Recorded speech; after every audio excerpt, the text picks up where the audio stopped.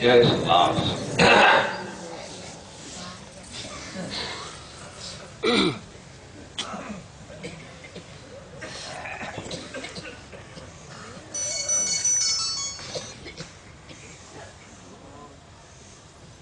जब भगवान राम रणभूमि में थे, उस समय वो बिना रथ के थे। रावण रथी बिरथ रघुबीरा, देख विभीषण भयं अधीरा। कि ये लड़ाई कैसे जीत पाएंगे?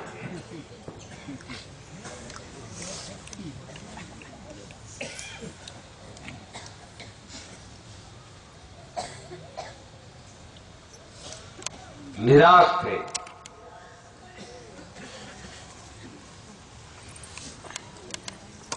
तो भगवान राम ने उनको बताया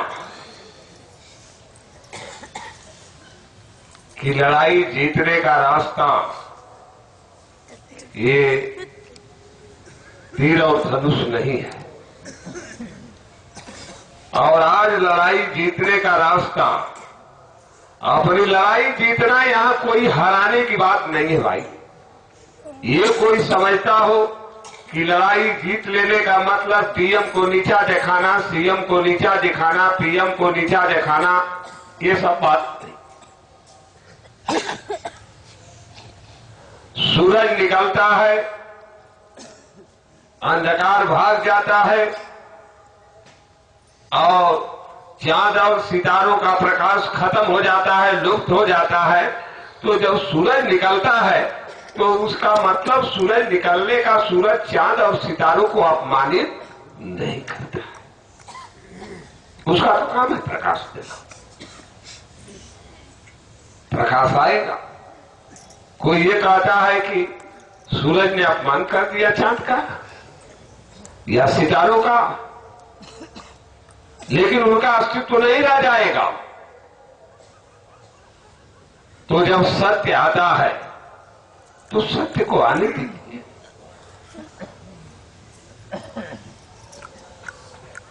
सत्य को आने दीजिए। उसको रोकने में अपमान होगा, होगा कि नहीं? सत्य को आने दीजिए। क्यों नहीं आने दे रहे? अरे भाई, इस देश में इतने दिन तक नेहरूवाद चला, और लोकतांत्रिक दृष्टिकोण से देखा जाए, और हमने जब निर्वाचन आयोग को लिख करके दिया कि ये जितनी भी राजनीतिक पार्टियां हैं, ये जो है ये ब्रिटेन की करेंसी डॉलर के रुपया में अपनी आस्था रखती है, निष्ठा रखती हैं, ये जितनी भी पॉलिटिकल पार्टियां हैं, इनका रजिस्ट्रेशन रद्द कर दिया जाए। बात तो यह है, इस बात को आप समझिए। ये निर्वाचन अवैध है, और जिस निर्वाचन आयोग ने और जिस इस मशीनरी ने जो है वो ब्रिटेन की करेंसी में विश्वास किया, यकीन किया, उस पर किया गया निर्वाचन भी क्वासी सोवरेन है। आज बात खुल करके सामने आ गई कि नहीं आ गई? जब सुप्रीम कोर्ट में आज अखबार में खबर आ गई कि 600 से ऊपर लोगों का काला धन है, तो आज तक की जितनी भी सरकारें हैं, जिन लोगों ने संधि किया है, वो लोग जब विदेशी लाकरों में ले जाकर के भारत का धन रखे हैं, तो ये खुलासा हो गया कि वो लोग जो है भारत में यकीन नहीं रखते। उनकी निष्ठा खत्म हो गई कि नहीं हो गई? अरे भाई, निष्ठा खत्म हो गई कि नहीं हो गई? इसके जिम्मेदार हैं। और जब सुभाष बाबू ने कहा कि समझौता मत करो, देश का बंटवारा मत करो, इन लोगों ने नहीं माना, समझौता किया, इन लोगों ने बंटवारा किया। और बंटवारा करने के बाद ये जो मोदी हैं, जो कि अपने नेहरू चाचा के नक्शे कदम पर चल रहे हैं, आज मोदी बोल रहे हैं कि पाकिस्तान आतंकवादियों का अड्डा है, तो आतंकवादियों का अड्डा बनाने वाले इनके नेहरू चाचा हैं, है कि नहीं? और जो आजाद हिंद सरकार थी, जो आजाद हिंद बैंक करेंसी थी, जो भारत था जिसकी आजादी की परिकल्पना शहीदों ने किया था और कुर्बानी उन लोगों ने दिया था, उसको खंड खंड बांटने वाले में अगर नेहरू चाचा जो है वो आतंकवादियों का अड्डा पाकिस्तान बनाए, तो आज मोदी भी उसको बरकरार रखना चाहते हैं कि नहीं चाहते? और कहां इनके पास सिक्का है? आज बात किसी को पच नहीं रही है, चाहे पीएम हो, चाहे सीएम हो, चाहे पीएम हो, ये बात आपके गले क्यों नहीं उतर रही है? जब ये मांगा जा रहा है कि आप भारतीय सिक्का दीजिए, अगर ये दिल्ली में मोदी जो है, ये ब्रिटिश इंडिया गवर्नमेंट के जो है, अगर ये दलाल नहीं है, अगर ये वफादार सिपाही नहीं है, अगर ये भारत को कह रहे हैं कि पूर्ण आजादी है, तो सिक्का चाहिए कि नहीं चाहिए? जब इनके पास सिक्का नहीं है और ये मांगा जा रहा है, तो ये डीएम साहब को तो समझ लेना चाहिए कि नहीं समझ लेना चाहिए? हा? और जहां तक आतंकवादी की बात है, सुन लीजिए, आतंकवादी कौन है इसका आगे फैसला होने जा रहा है पूरी तरह से। और यही कांग्रेसियों ने, समझौतावादियों ने, ये सुभाष बाबू को जो है हिंसक कहा, वो भी चीज सामने आने जा रही है। इतना बड़ा आरोप इन लोगों ने लगाया, इस बात को भी आप समझते चलिए। तो जब इनके पास सिक्का नहीं है, तो नवाज शरीफ के पास भी सिक्का नहीं है। वो भी डोमेनियन स्टेट, वो भी डोमेनियन स्टेट, वो भी ब्रिटेन की अधीनता कबूल करते हैं, ये भी ब्रिटेन की अधीनता कबूल करते हैं। ये ब्रिटेन दोनों लोग जाते हैं और आते हैं और मिलते हैं। जब ब्रिटेन ने जो है वहां समझौता किया, इनकी रेखा बनाया, तब भी ये दोनों इस रेखा को नहीं मान रहे हैं। यानी ब्रिटेन ये चाहता है कि दोनों लड़ करके खत्म हो जाए और मेरा राज और मेरी हुकूमत भारत पर बनी रहे, ये बात। तो अब आतंकवादी कौन है? सीधी बात, अब ये सुभाष बाबू की बात सामने आ गई, उनका फार्मूला आ गया। आजाद हिंद सरकार ये जो है स्वाधीन भारत की गवर्नमेंट है, सिक्का है आजाद हिंद बैंक करेंसी, और ये सिक्का आते ही पाकिस्तान का नक्शा देश भूगोल से खत्म हो जाएगा।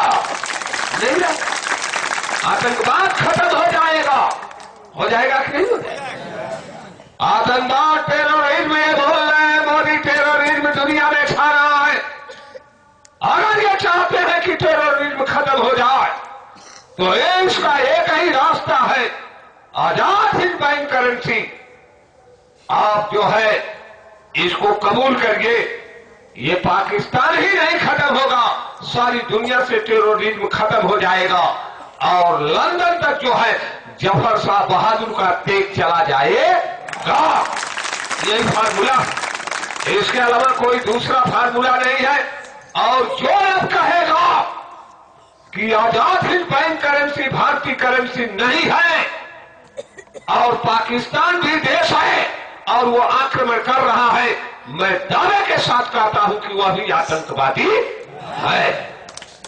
है कि नहीं? आप जल्दी से जल्दी बोलिए कि पाकिस्तान नाम का कोई देश और ये काम, ये 370 धारा की बात कर रहे थे कि नहीं कर रहे? ये 370 धारा बात अपने नेहरू चाचा की विरासत लेकर के चल रहे हैं।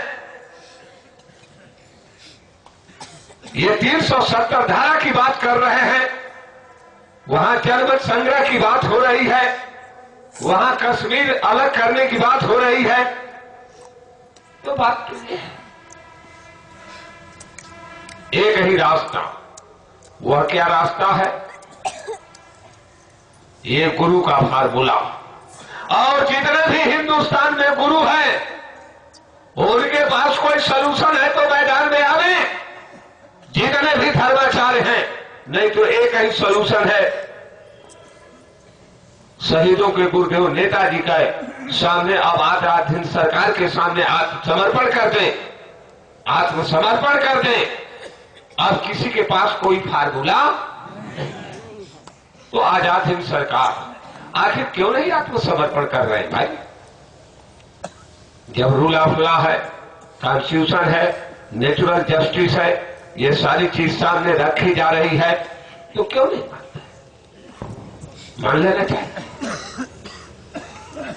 जोर जुलूम से और तबाही मचेगी। और ये न्यूटन का सिद्धांत है कि आप जितना जोर से मारेंगे उधर से उतनी ही जोर प्रतिक्रिया होगी। अगर आप आजाद हिंद सरकार पर वार करने की कोशिश करेंगे आप, तो इतना बड़ा उधर से रिएक्शन होगा कि अब की बार के रिएक्शन में कोई बचने वाला नहीं है। ये समझ लीजिए, ये रूल ऑफ लॉ की बात हो रही है, ये सिद्धांत की बात हो रही है। और पाकिस्तान नाम का देश नहीं है। ये पीएम और सीएम ये जल्दी कबूल कर ले कि पाकिस्तान नाम का देश नहीं है। और नहीं, अगर वो पाकिस्तान कह रहे हैं कि पाकिस्तान देश है, बोलिए तो सिक्का दे, सीएम पीएम सिक्का दे, डीएम साहब सिक्का दे। नहीं तो बवाल बन रहा है कि नहीं बन रहा है? ये बन रहा है कि नहीं बन रहा है? ये रात में बैठ करके सोचिएगा, ये छोटी मोटी बात नहीं है, ये बहुत बड़ी बात। और अगर ये आतंकवाद का अड्डा जो पाकिस्तान है, अगर कोई भी मिसाइल भारत में गिरी तो इसके जिम्मेदार पीएम मोदी होंगे कि नहीं होंगे? वो देश नहीं। और ये इंग्लैंड क्या जा रहे हैं? बोलिए, वो देश है ही नहीं। और देश है तो बता दें। बात सीधी तो देखिए, उन्होंने कहा, आप ये मत समझिए भगवान राम, लोग ये सोच रहे हैं कि वो चरवाहा कैसे लड़ेगा। जब वो कुरुक्षेत्र के मैदान में जब उतरे भगवान कृष्ण, तो कहते थे कि एक तो ये चरवाहा ये 17 बार का भागा हुआ, दूसरा इसने प्रतिज्ञा किया है कि मैं अस्त्र नहीं उठाऊंगा, और ये रथ हाँक रहा है, लड़ाई तो जीत लेना है? और ये रथ ही लेकर अर्जुन को भागेगा आपकी बात है कि नहीं है? यही बात थी ना। लेकिन जब उनका सुदर्शन चक्र उठा, समझ में आ गया कि नहीं आ गया? और विभीषण भी साथ ही रहते थे, बात समझ में नहीं आती थी। तो ये प्रिंसिपल है भारत का, ये समझ लीजिए, इसके सामने कोई टिकेगा नहीं। और नहीं कोई भी ज्ञानी और विज्ञानी हो, ये समझ लीजिए, नेचर प्रकृति अगर ये नहीं होगा तो मथुरा से गीता भी खत्म होने जा रही है, ये समझिए। और यही बताया भगवान राम ने कि कवचा अभेद्या प्रागुरु पूजा, यही समापी जाया उपाया न दूजा। तो शहीदों के गुरुदेव का ये फार्मूला है एक रास्ता है, और ये हथियार सत्याग्रहियों हम लोगों के हाथ में है। ये कोई माई का लाल अब इसको काट नहीं सकता। बस इसकी बात ये आए वैचारिक क्रांति के अखाड़े में ये रूल ऑफ लॉ की बात करते हैं। अब ये हमें ये सिक्के की बात जो सामने आपके रखी जा रही है, जब सिक्के की बात रखी गई तो लोग छोड़ रहे सिक्का क्या है। अब तो सिक्का पाकिस्तान नाम का देश खत्म कर देगा, न बांग्लादेश रहेगा। अभी क्या क्या होगा ये बात समझ में नहीं आ रही है। इस बात को आप समझिए। और जब बेड़ी वाले बाबा ने कहा कि मैं सतलोक तक की यात्रा रोज करता हूं और चला आता हूं, पाकिस्तान का देश कहीं नहीं देखा, तो आप आश्चर्य करते थे। आज ये स्वाधीन भारत दावा कर रहा है कि अगर पाकिस्तान देश है तो सिक्का दे दे, और नहीं तो अपनी बकवास बंद करे। ये बेड़ी वाले बाबा की बात सही उतरी कि नहीं उतरी? बोलिए, कोई माई का लाल काटने वाला है तो आवे मैदान में, और ये पंकज को बुलाइए, ये बकवासगिरी बंद करें। इस बात को समझिए। ये रूल ऑफ लॉ की बात अब हो रही है देश तो बताओ, सिक्का दो, मोदी जी सिक्का दे, नहीं तो ये बकवासगिरी बंद करें। अब ये चलने वाली नहीं है। अभी क्या क्या है इस सिक्का में आप बात समझ नहीं रहे हैं। ये जो चीज आई है, और बेड़ी वाले बाबा ने कहा कि वो आएगा तो अपना सिक्का लेकर आएगा। बोले है कि नहीं बोले? आए वो सिक्का लेकर आएगा, तो जो सिक्का लेकर आएगा वो सम्राट होगा। होगा कि नहीं होगा? तो इसी बात को आप समझिए। तो एक ही फार्मूला है क्या? वो गुरु की वाणी, गुरु का शब्द, गुरु का दिव्यास्त्र, वो आजाद हिंद बैंक। इसके सामने कोई टीका है जी? तो कावाचा अभेद्य गुरु पूजा, यही समापी जाय उपाया न दूजा। तो आजाद हिंद बैंक करेंसी से लेन देन ही गुरु के चरणों की पूजा है। सारी बकवास इन लोगों से कहा दीजिए, ये कहा दीजिए गुरु बैठे हुए हैं पूरे भारत में, उनके पास कोई शब्द भारत को बचाने का है, कोई फार्मूला? सब लोग आत्मसमर्पण करें। अब भारत में विश्व में एक गुरु रहेगा, शहीदों के गुरुदेव नेताजी सुभाष चंद्र बोस से गुरुदेव है, इसके अलावा कोई अब गुरुदेव नहीं रह गया है। और अगर कोई गुरुदेव है, अगर ये मोदी का कोई गुरु हो तो मैदान में आवे। अगर मोदी का कोई गुरु हो तो मैदान में आवे। गए एक गुरु, शहीदों के गुरुदेव नेताजी सुभाष चंद्र बोस, इसके अलावा कोई गुरु नहीं है। अरे मैं उसी की बात नहीं कर रहा हूं, कर्तव्य और शास्त्री हो। कोई गुरु बनता हो तो आवे, आने का मैदान में आवे। इस बात को आप समझिए। उस समय उन्होंने रखा। तो एक ही रास्ता है, इसके अलावा दूसरा कोई रास्ता है नहीं है।